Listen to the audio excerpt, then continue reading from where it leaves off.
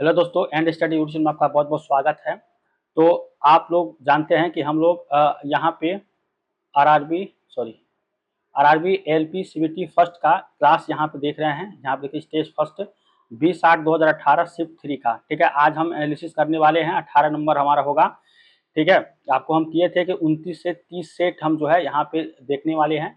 तो उम्मीद करेंगे आपको क्लास अच्छा लगेगा। चैनल पर नए हैं तो चैनल को सब्सक्राइब करिए, लाइक करिए और शेयर करिए। ठीक है, चलिए अब हम क्वेश्चन को देखते हैं। क्वेश्चन हमारा इसमें क्या, देखिए यहाँ पे जो आपका फर्स्ट क्वेश्चन है ये कह रहा है कि एक हॉर्स पावर किसके बराबर होती है। ठीक है, एक हॉर्स पावर, तो ये पिछली क्लास में भी हम लोग इसको देखे थे कि एक हॉर्स पावर किसके बराबर होती है। तो इसको बोलते हैं एक एचपी। ये आपको 746 वाट के बराबर होती है। ठीक है, एक हॉर्स पावर को एक एचपी बोलते हैं। ये आपका 746 वाट के बराबर होती है। यानी कि यहाँ देखिए ऑप्शन नंबर ए इसका आंसर यहाँ पे हो जाएगा। ठीक है, 746 वाट के बराबर होती है।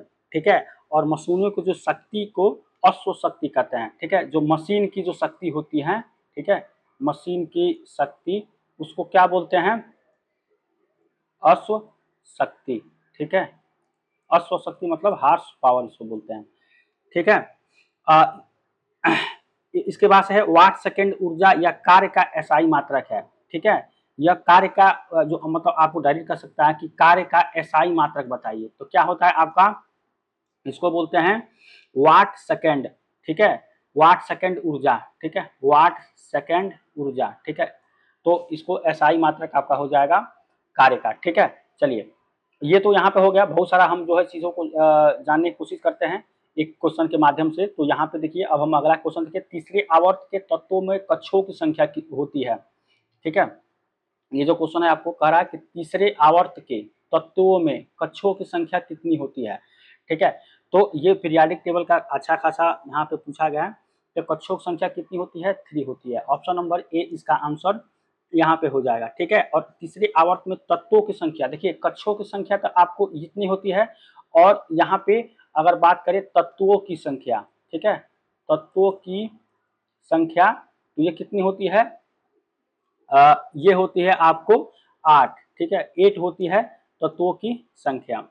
ठीक है, चलिए इससे बारे में हम और भी जान सकते हैं कि प्रकृति में प्राप्त तत्व कितने हैं। तो 94 है। प्राप्त तत्व कितने हैं प्राकृतिक में, 94। ठीक है, पूरे तत्व कितने प्राप्त हैं, 94।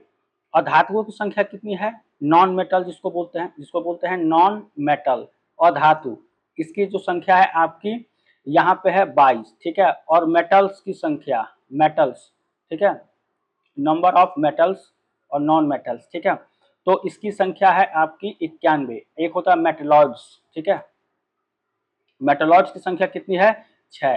तो इसको आपको ध्यान यहाँ पे देना है। ठीक है, चलिए तो ऑप्शन नंबर ए इसका आंसर हो जाएगा। इसके बाद से है आपका अगला क्वेश्चन, बर्फ पानी पर तैरती है क्योंकि इसका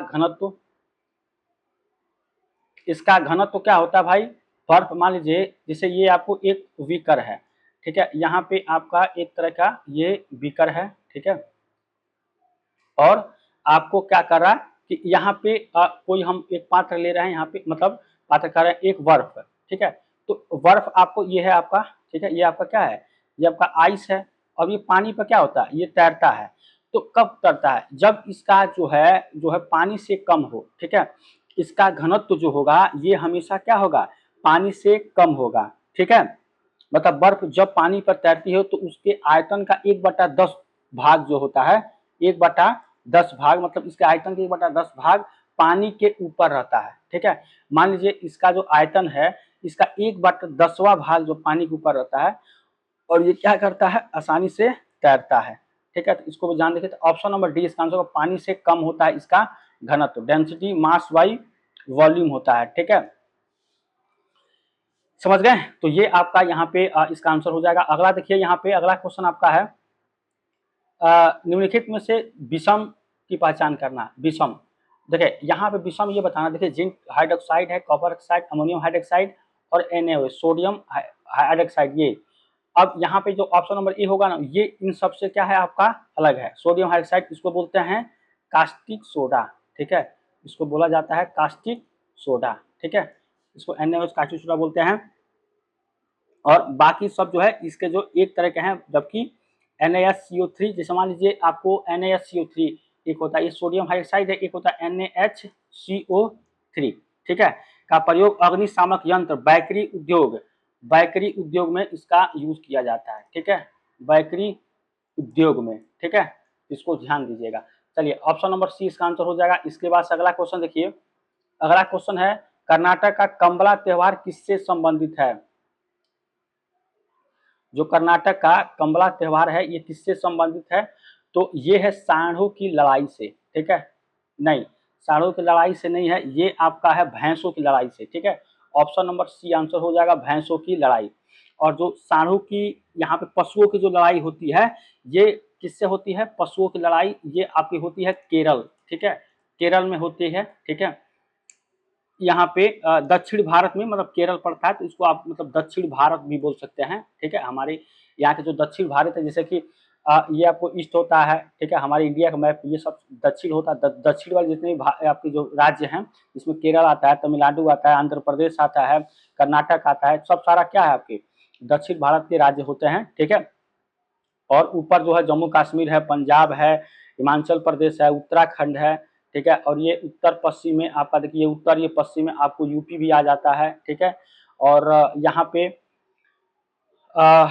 यहाँ पे आपको सटे में बिहार आ जाएगा, इधर आपका पूरा नेपाल आता है, ठीक है, तो मानचित्र को जब आप देखेंगे तो आप वहाँ से एक एक चीज ध्यान में आपको आ जाएगा। तो दक्षिण भारत के जितने भी राज्य है वहाँ पे आपको जो बोला जाता है सांडू की जो लड़ाई उसको बोलते हैं जल्लीकट्टू, ठीक है, इसको बोलते हैं जल्लीकट्टू, ठीक है, इसमें जानवरों की लड़ाई इसमें होती है। लेकिन आपको पूछा था कर्नाटक का कंबला युद्ध त्योहार हो किससे संबंधित? भैंसों की लड़ाई से, ठीक है, ऑप्शन नंबर सी इसका आंसर हो जाएगा, ठीक है। इसके बाद से है निम्नलिखित में से किसका प्रयोग टिंचर यहाँ पे आयोडीन, खांसी सिरप और कई टॉनिक तैयार करने में किया जाता है?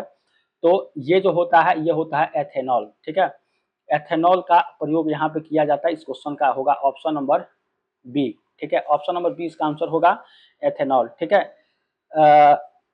यहाँ पे खांसी, और एक होता है डाई इथल, इथल का प्रयोग निश्चेतक के रूप में होता है, ये तो आपको पहले से ही पता होगा, ठीक है, तो इसका ऑप्शन हो जाएगा ऑप्शन नंबर बी। चलिए अगला क्वेश्चन देखते हैं। एम सेल जो होता है, देखिए ये आपको एटॉमिक स्ट्रक्चर का क्वेश्चन पूछा गया है यहाँ पे, ये काफी अच्छा है, आपको पता है के एल एम एन होता है ना, उसी में का आपको एन के लिए पूछा है। तो एम समूह जो सेल होते हैं सामाजिक किए जाने सकने वाले इलेक्ट्रॉनों की संख्या, देखिए ये होता है एम जो आपके हो सतह में, मतलब सेल में इलेक्ट्रॉनों की संख्या में समाहित किए जा सकने वाले हैं, ठीक है। तो ये आपको इस तरह क्वेश्चन होना चाहिए, थोड़ा सा घुमा मतलब यहाँ पूछा गया है। तो आपको जो एम में जो होता है आपको कितना होता है? ये होता है 18, ठीक है, एम में 18 होता है। और जैसे मान लीजिए आपने के एल एम लिया, तो यहाँ पे के, देखिए इसको मैं मिटा के आपको समझा रहा हूँ, के एल एम किस तरह से होता है, ये होता है के, ये एल, ये एम, ठीक है। तो अगर आप बात करें एन बराबर 1 ये आपका आ जाएगा, और एन बराबर 2l और एन बराबर 3, ठीक है, ये आपकी सेल की बात होती है, सेल, ठीक है, सेल, ये भी आपका सेल। तो यहाँ पे के लिए जब डब्ल्यू लेंगे तो ये हो लेंगे 2n स्क्वायर, यानी 2 इंटू 1 का स्क्वायर, तो कितना हो जाएगा 2, n बराबर 1 के लिए। तो यहाँ पे सेल जो हो जाएगा ये आपका 2 आ जाएगा, ठीक है, 2 इलेक्ट्रॉन, ठीक है। और यहाँ पे जब आप लेंगे एल के लिए n बराबर 2, 4 दूना 8, 8 इलेक्ट्रॉन, और ये कितना हो जाएगा 3, इसके लिए 3 है तो 3 तरीका 9 दूना 18 इलेक्ट्रॉन, ठीक है।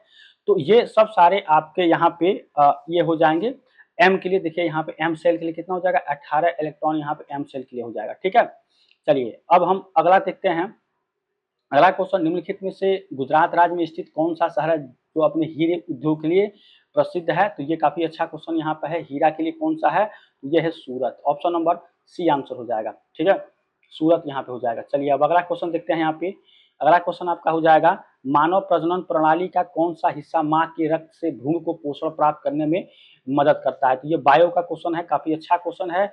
तो माँ के रक्त से भ्रूण को पोषण प्राप्त करने में मदद करता है मानव प्रजनन प्रणाली का कौन सा हिस्सा है, ठीक है। तो ये जो आपका होगा ये होगा गर्भनाल, ठीक है, ऑप्शन नंबर सी आंसर होगा गर्भनाल, ठीक है।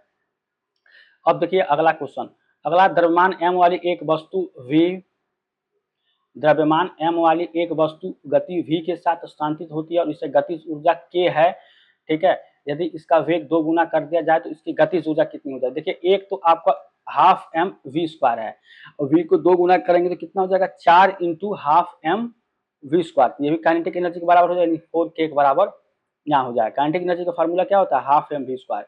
काइनेटिक एनर्जी और यहाँ पे पोटेंशियल एनर्जी मिलकर क्या बनाता है, मैकेनिकल एनर्जी, यांत्रिक ऊर्जा। ठीक है, कई बार क्वेश्चन आपको यह बताया जा चुका है। ठीक है, चलिए अगला क्वेश्चन देखते हैं। यहाँ पे किसी गोलाकार दर्पण का मुख्य फोकस क्या होता है। ठीक है, तो ये देखिए लाइट चैप्टर से पूछा गया है और दर्पण से पूछा गया है। ठीक है, गोलाकार दर्पण का जो मुख्य फोकस होता है वो क्या होता है, इसके बारे में यह क्या होता है, यह प्रमुख अक्ष पर एक बिंदु है जिसके माध्यम से प्रमुख अक्ष के समांतर प्रकाश की किरणें प्रतिबिंबित होने के बाद पारित होते हैं या मुख्य बिंदु पर इस बिंदु से उत्पन्न होती दिखाई देती है। ठीक है, तो ऑप्शन नंबर बी इसका आंसर यहाँ पे हो जाएगा। यहाँ पे ध्यान से देखें। ठीक है, इस पे हम कई बार इसको डिस्कशन भी कर चुके हैं। पॉल रेवरे ब्रिटिशों के विरुद्ध अमेरिकी क्रांति में लड़ने वाले एक देशभक्त थे। ठीक है, उस शहर का नाम क्या है जहां वह रहते थे और उनकी मृत्यु हुई। पॉल रेवरे का घर अभी भी इस शहर में स्थित है। कहाँ पे है, तो ये है आपको यहाँ पे, देखिए यहाँ पे थोड़ा सा इसके लिए मैं हो रहा हूँ, इनका जो घर है ये ए में होगा, बोस्टन में। ठीक है, बोस्टन में इनका घर आपका पड़ता है। ठीक है, और ये अमेरिका का स्वतंत्रता संग्राम इनके बीच में चलाया जाए। चलिए ये सब छोड़िए, बोस्टन यहाँ पे अमेरिका। ठीक है, ये इसका आंसर हो जाएगा ऑप्शन नंबर 1। थोड़ा इसके बारे में मुझे कम जानकारी है, मैंने लिखा भी कम ही है, लेकिन आपको जानिए ये पहले के करंट अफेयर का क्वेश्चन है। ठीक है, लेकिन मैं इस पर थोड़ा सा और आगे सर्च करके आपके समय जितना भी इस पर होगा उसको जरूर रखें, क्योंकि हमने प्रैक्टिस सेट इसलिए देख रहे हैं कि हम किस टाइप के क्वेश्चन कहाँ से पूछ रहा है, इसका मेन मकसद जानना। ठीक है, तो करंट अफेयर का ये क्वेश्चन है, इसके बारे में हम थोड़ा सर्च करेंगे तो आगे की क्लास में हम आपको डिस्कशन एक बार कर देंगे।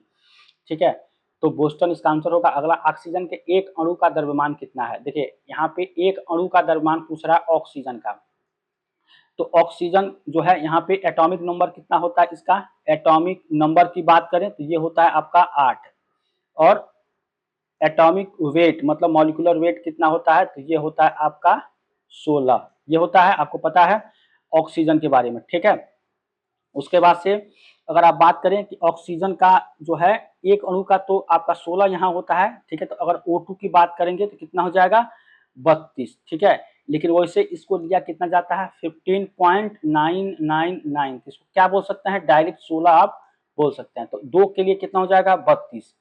ठीक है, 2 के लिए 32 ग्राम हो जाएगा। आपको कह रहा है एक अणु का द्रव्यमान बताना है, तो यहाँ पे O2 के लिए 32 हो जाएगा। ठीक है, अब देखिए ऑक्सीजन के एक मोल में अणुओं की संख्या, ऑक्सीजन के एक मोल में अणुओं की संख्या ये कितनी होती है, तो आपका ये हो जाएगा यहाँ पे, ध्यान से आप देखें तो यहाँ पे ये हो जाएगा एक अणु का द्रव्यमान। ठीक है, एक अणु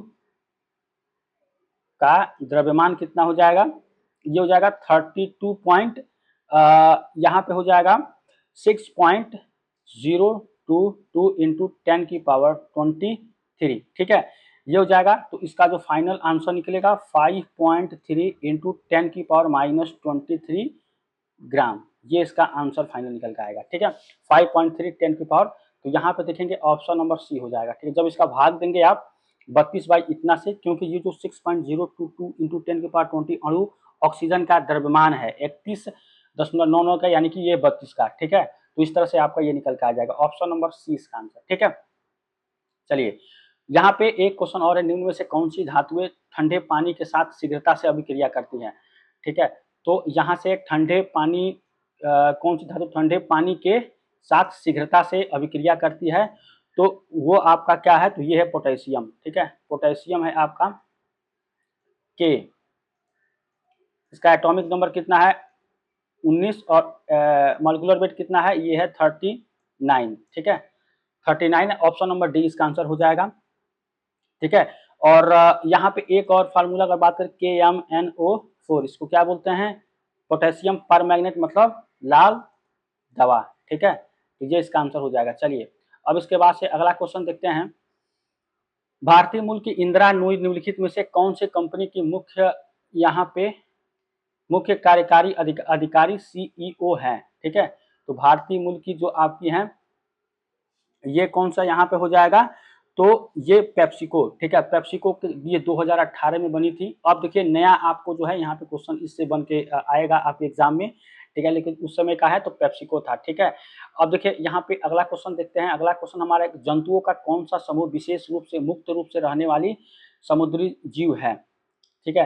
तो ये क्या है आपके, तो एकिनोडर्मेटा, ठीक है। एकिनोडर्मेटा इसका आंसर यहाँ पे हो जाएगा। और एकिनोडर्मेटा संघ के जीव की त्वचा पर कंटिकाएं पाई जाती हैं। इसके जो जीव होते हैं, ठीक है, इनकी त्वचा पर क्या पाई जाती हैं, त्वचा पर यहाँ पे कंटिकाएं पाई जाती हैं, ठीक है, कंटिकाएं पाई जाती हैं, ठीक है, समझ गए। चलिए ये हो गया। अब देखिए इस संघ के जीवों में सीलोम युक्त होते हैं, जो भी इसमें होते हैं इसमें सीलोम युक्त होते हैं, ये भी इसका ऑप्शन एक होता है, ठीक है। चलिए तो इस क्वेश्चन का आंसर ऑप्शन नंबर डी हो जाएगा कि विशेष मुक्त रूप से समुद्री जीव हैं, तो ये आपके एकिनोडर्मेटा ये होते हैं, ठीक है। अब अगला क्वेश्चन देखते हैं। अगला क्वेश्चन है कि उस आध्यात्मिक गुरु का नाम जिन्हें प्रसिद्ध यहूदी मानवीय अधिकार संस्था द्वारा मानव गरिमा अल्प धार्मिक संबंध लोगों के सम्मानित किया गया है, तो यह है श्री रविशंकर, श्री रविशंकर प्रसाद, ठीक है, ऑप्शन नंबर सी, ठीक है। अब इसका आंसर देखिए अगला, न्यूलैंड्स के ऑक्टेट्स के नियम, यहाँ पे नियम के अनुसार प्रकृति में कितने तत्व मौजूद हैं, ठीक है। न्यूलैंड्स के ऑक्टेट्स के नियम के अनुसार प्रकृति में कितने हैं, तो ये आपके 56, ठीक है, 56 यहाँ पे आपके एलिमेंट है, 56, ठीक है। देखिए इसके बारे में तो बहुत ज़्यादा हम पहले से भी बता चुके थे, ठीक है, लेकिन आपको सिंपल जानिए 56 यहाँ पे आपके हैं। अगला क्वेश्चन देखते हैं। यहाँ पे दिनांक 3 अप्रैल 5 और अगस्त 10 और अगस्त 13 को यह दिनांक माह वर्ष प्रारूप में लिखा जाता है। यह नियत भारतीय स्वतंत्रता के रूप में विशेषता गणितीय विषय देखी जा सकती है कौन से वर्ग में, तो ये इससे थोड़ा सा अलग आपको क्वेश्चन यहाँ पे पूछा गया है, तो ये इसका जो होगा आपका ऑप्शन नंबर बी यहाँ पे 2017, ठीक है। देखिए इसी तरह से क्वेश्चन आपको घुमा के पूछता है, ठीक है, तो क्वेश्चन को ध्यान से पढ़िए। यहाँ पे इसका आंसर दीजिए। किस मोबाइल निर्माता कंपनी 17 में भारतीय पुरुष क्रिकेट टीम का प्रायोजक ये किया था, तो ये था आपका ओप्पो, ठीक है, ऑप्शन नंबर ए, ठीक है। यहाँ पे क्वेश्चन ध्यान से पढ़िए, इसका आंसर हो जाएगा ऑप्शन नंबर ए, ठीक है। चलिए यहाँ पे अगला क्वेश्चन है, देखिए ये थोड़ा सा पौधों की सार्वभौमिक प्राकृतिक ऑक्सीजन है, तो आप ध्यान से पढ़ पा रहे हैं कि नहीं पढ़ पा रहे हैं, थोड़ा सा ये मिट गया है। पौधों का सार्वभौमिक प्राकृतिक क्या है, तो ये है IAA, ठीक है, सार्वभौमिक प्रकृति होता है IAA, ठीक है। और ऑक्सीजन की खोज कब हुई थी, ऑक्सीजन की, तो ये होता 1880, ठीक है, 1880 ईस्वी में ऑक्सीजन की खोज हुई थी, ठीक है। थोड़ा सा ये क्वेश्चन डीम है इसलिए मैं थोड़ा इस पर डिस्कस नहीं कर पा रहा, इसका आंसर हो जाएगा IAA, अगर आप देख पा रहे हैं तो, ठीक है। इसके बाद से आपका निम्नलिखित में से कौन सा ऊर्ध्वपातन कर सकता है, ऊर्ध्वपातन मतलब सब्लिमेशन यहाँ पे कर सकता है, ठीक है। तो यहाँ पे जो आपका हो जाएगा अमोनियम क्लोराइड, ठीक है, ऑप्शन नंबर डी इसका आंसर हो जाएगा अमोनियम क्लोराइड, यहाँ पे ये ऊर्ध्वपातन कर सकता है NH4Cl, ठीक है, इसको बोलते हैं अमोनियम क्लोराइड, जो कि यहाँ पे लिखा गया है, ठीक है। ये ऊर्ध्वपातन सब्लिमेशन कर सकता है। अगला है बल की परिभाषा को किसे आधार पर व्याख्यात किया जा सकता है, ठीक है। तो बल की जो परिभाषा है आपको न्यूटन के गुरुत्वाकर्षण के नियम पर परिभाषित किया जा सकता है, ऑप्शन नंबर डी इसका आंसर यहाँ पे हो जाएगा, ठीक है। और इसका फार्मूला क्या होता है, F=G(m1)m2/r², ये होगा, ठीक है। यहाँ पे मान लीजिए आपको m1 है, ठीक है, ये आपका m2 है, ये r है, ठीक है, तो ये इसका फार्मूला ये निकल के आ जाएगा, ठीक है। चलिए अगला क्वेश्चन देखिए। यहाँ पे निम्न में से किस में निम्न प्रतिरोधकता होती है, ठीक है, निम्न में से किसमें निम्न प्रतिरोधकता होती है ये बताना है। हीरा में, ग्लास में, इग्नोटिक, नाइक्रोम में, तो नाइक्रोम में निम्न प्रतिरोधकता पाई जाती है, ठीक है। और प्रतिरोध का एसआई मात्रक क्या होता है, प्रतिरोध का एसआई मात्रक होता है ओम, ठीक है। ये इस तरह से इसको दिखाते हैं। और गैलियम धातु, देखिए बहुत सारा ऐसा है, लेकिन आपको जानना है प्रतिरोध का एसआई मात्रक क्या होता है ओम, ठीक है। चलिए अगला क्वेश्चन देखिए। यहाँ पे अगला क्वेश्चन है आपका, किस लेखक ने अपनी हालिया पुस्तक सिलेक्शन डे के विषय रूप में भारत में क्रिकेट के लिए जुनून का वर्णन किया है, ठीक है। तो आपका यहाँ पे देखिए अमीश त्रिपाठी, विक्रम सेठ, अनिल मेनन, ठीक है। उसके बाद से आपके अरविंद अडेगिया, तो ये ऑप्शन हो जाएगा, अरविंद अडेगिया ने किया था। ये उस समय का क्वेश्चन है, ठीक है। मैं बार बार देख रहा हूँ, देखिए जितने भी क्वेश्चन इस टाइप के होते हैं सब सारे करंट अफेयर के हैं। तो आपको देखिए जितने भी आपके पुस्तक लेखक वाले हैं तो इसको देख कर जरूर जाना है, वहां से क्वेश्चन पूछे जाने की काफी संभावनाएं रहती हैं, ठीक है। अगला, निम्न में से कौन सा जानवर अपना लिंग बदल सकता है? तो यहाँ पे जो आपका लिंग बदल सकता है ये क्वेश्चन का, तो इसका आंसर क्या हो जाएगा यहाँ पे, ये हो जाता आपका घोंगा, सॉरी स्नेल। स्नेल जानवर अपना लिंग बदल सकता है, ऑप्शन नंबर डी इसका आंसर हो जाएगा, स्नेल, ठीक है। ये अपना ये बदल सकता है। घोंगा क्या होता है? एनेलिडा संघ के जीव हैं, ये जो है आपको एनेलिडा, ठीक है, एनेलिडा संघ संघ के क्या हैं? जीव हैं, ठीक है। एनेलिडा संघ के जीव होते हैं घोंगा। तो इसका आंसर जो अपना लिंग बदल सकता है इसमें से जानवर, तो स्नेल जानवर आपका होता है, ठीक है। इसके बाद से जब सोडियम क्लोराइड के जलीय नमकीन घोल में बीच में बिजली पारित की जाती है, ठीक है, तो क्या आपको निकलता है? ठीक है, तो यहाँ पे सोडियम क्लोराइड, ठीक है, NaCl, ठीक है, तो ये इसमें किसमें ब्रेक होता है? H2Cl2, ठीक है, और यहाँ पे NaOH, ठीक है। यहाँ पे ऑप्शन नंबर ए इसका आंसर हो जाएगा। कई बार इसको डिस्कशन करते हैं, इसलिए हमने जल्दी से बता दिया। जब इस पे किया जाता है, नमकीन घोल के बिजली पारित की जाती है, तो निम्न से किस विघटित हो जाती है? तो NaOH, H2 और Cl2, ठीक है। इसके बाद से आप देखें अगला क्वेश्चन। अगला क्वेश्चन, उस व्यक्ति का चयन कीजिए जो दिए गए समूह में असंगत है, ठीक है। ये आपका यहाँ पे असंगत है, इसको बताना है आपको। तो Viswanathan Anand, option number D हो जाएगा। ये चेस के खिलाड़ी हैं, ठीक है, समझ गए। यहाँ पे ऑप्शन नंबर बी इसका आंसर हो जाएगा, ठीक है। इसके बाद से अगला क्वेश्चन देखिए, 16 के रियो ओलंपिक, देखिए फिर से रियो ओलंपिक अभी हुआ है, जिसमें किसके बीच हुआ था फाइनल? तो इंग्लैंड, ठीक है, सॉरी, इंग्लैंड एंड स्पेन, जिसमें स्पेन क्या हुआ? जीता है, और ये हारा था, ठीक है। ये फाइनल की बात है, तो इस पे हम जरूर 2000 अभी जो 24 वाला हुआ है रियो ओलंपिक, उस पे यहाँ पे मैं इसके बारे में बताने वाले, देखिए ये रियो रियो नहीं था, दूसरा था, ठीक है। लेकिन ठीक है, जो भी है, यहाँ पे मैं इसके बारे में सर्च करके अच्छे तरीके से आपको बताऊंगा। ये 2016 की बात कर रहा है। तो भारतीय बैडमिंटन खिलाड़ी का रजत पदक जीता था, किसने जीता? यहाँ पे जीता था रजत पदक, तो ये आपकी थी रिपुपर्णा दास, ठीक है, रिपुपर्णा दास, यहाँ पे इनका नाम आएगा, ठीक है, ऑप्शन नंबर बी, समझ गए, रिपुपर्णा दास। चलिए अगला क्वेश्चन यहाँ पे देखिए, इसके बारे में हम मैक्सिमम, देखिए ये लास्ट क्वेश्चन था, उम्मीद करेंगे आपको क्वेश्चन समझ में आया होगा। जितने भी सब सारे आपके क्वेश्चन थे, एक एक तो उसका हम आंसर बताएं, जितना भी उसमें डिस्कशन करने वाला पार्ट होता है उसको बताते हैं। उस क्वेश्चन को हम डिस्कशन नहीं करते हैं, वो इसलिए नहीं करते हैं कि हम पिछले, देखिए ये हमारा 18 नंबर वाला है, ये 18 नंबर वाला है, तो इसमें हम इसके पहले जितने भी 17 तक है ना, उसमें मैक्सिमम क्वेश्चन को हम डिस्कशन उससे इर्द गिर्द सारा कर चुके हैं, इसलिए मैं इसमें दोबारा नहीं करता हूँ, ठीक है। तो आप जाइए पूरी देखिए और फिर आप बताइए, ठीक है। तो मिलते हैं नेक्स्ट क्लास में, तब तक थैंक यू सो मच।